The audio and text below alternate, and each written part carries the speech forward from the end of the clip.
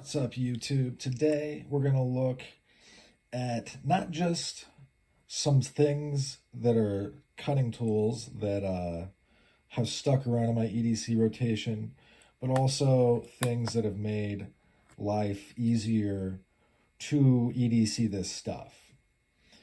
Um, as a caveat, I want to say that I'm a former Marine and I also happen to be a secondary black belt. None of that is made up at all. It's actually really not so impressive to be a black belt. It would totally depend on the school you went to, what you learned. But I also used to fight nationally. So some of the stuff I carry, like mace, would be on the table, but I'm leaving it off because it's such a specialty thing, are specifically defensive and will totally give you an edge, no pun intended, over whoever happens to be assailing you. I'm actually going to add two other things to this. This is quickly turning into a talk about EDC, meaning kind of like before it became a buzzword to sell things, the idea that you're going to have certain things on you every single day to make sure that you're prepared if something goes wrong. The first thing that's stuck around, maybe surprisingly, is this Duke. It's very simple. It's very, sound construction wise. There's no play. I realize that people like the Gilbert Godfrey of the knife world, but, without the humor, Nick Shabazz, they don't like knives without clips. That's their personal preference. I've just unfollowed the guy. I don't really take his opinion seriously anymore. I just think that he likes expensive things. Let's just put it that way. This is an inexpensive thing that will stand the test of time in your rotation. It's also inexpensive. This is something that's stuck around in my kit. It's not always on me, but it's an option when I don't want to carry a fixed blade. And I'm going to assume, for this one, there is no fixed blade, but usually I do have a fixed blade on me. It's just a lot easier to grab something off your belt that's already deployed to make a cut or to potentially defend yourself if need be, which would be not good, obviously. But this can also be used for utility. It has a full tank construction. Well, I mean, that's silly, I guess, to say about a folding knife, but it will allow you to palm smash. If you needed to a window out, you could do this. And it has a very formidable drop point. I get drop points aren't the sexiest thing. This was made in Spain. It's a Nieto fighter. You can kind of still see it right there.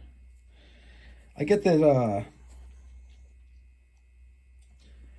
a drop point isn't the sexiest, but it is extremely sound, so to speak, meaning it's a good idea for self-defense. This is stuck around because mid-range locking knives are just great. They really, really are. This has jimping up here that will work. It's done very well. The spine is, it looks nice. It's cool. Another drop point. This is a Taylor Kellery from Japan. They call it, it's like from the line that is Elkhorn, like their line, that is supposed to be their premium Appaloosa bone. It looks really nice. It carries great lockup. Mid-size and larger locking knives are a staple of my EDC, and I think it's good to carry them. They're very, very safe. This piece of kit, slip joint out of it, is super important. It's going to keep your stuff from getting marred up, and it's also going to give you something to grab and pull out of your pocket. This is a small jack slip joint knife. Super cool. It's Arthur Wright and Son, I believe. Slip joints are an easy way to carry a cutting tool that you can hand to anybody. And it also, they're just very simplistic, and I like that. This is a Meritrack Tri Floodlight. It has a bunch of different modes. It gets ridiculously bright. you're going to want a light that pushes up over 1,000 lumens. The reason for that is if you are in a situation where you only need light for a little bit, it needs to be super bright, you're going to want to pop the lumens. Also, if you're attacked, this is going to be a great way in the dark to take somebody's night vision away. And then you can follow up with this tool, which is mace. I'm not sure what brand this is. I wrap mine in rubber, so they're extra grippy.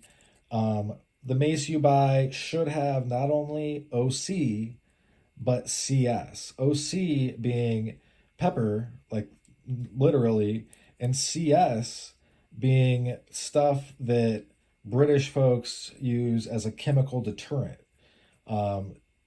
That's where it started. Now, America uses it. As far as what concentration of OC, there's new stuff out called it's red, is what it is. REDD, as in seeing red. It's got a bowl on it.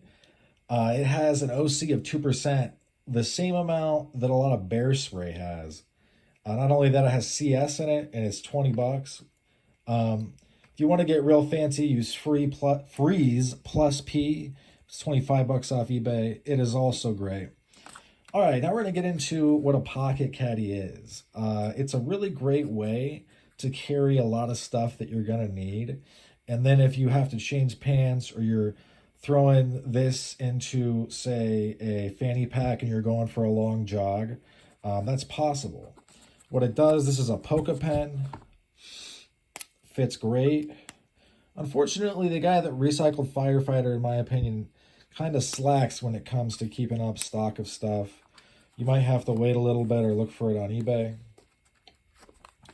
The Swiss Army knife is a great thing to have in something like this that you're going to carry as not a catch-all, but like all my stuff is in this thing besides the knives, the mace, and the flashlight. First of all, this is super useful to have. Tweezers, also super useful to have, right? Beyond that, having a cork opener is also super useful. And all has many uses. Then you have a main blade, a backup blade, and then a bottle opener / screwdriver, and then a can opener. And all of these things oh wait, I'm not even done. I'm not even done, guys. This is from Meritech. It's a titanium AAA light. This is the little disperser on it. You just want to be careful to not set it off in your pocket. This is super useful. Can also clip onto the bill of your cap, baseball hat, whatever. And then last but certainly not least, if you're going to spend any duration of your life outside, you're going to need this. It's just the way it is.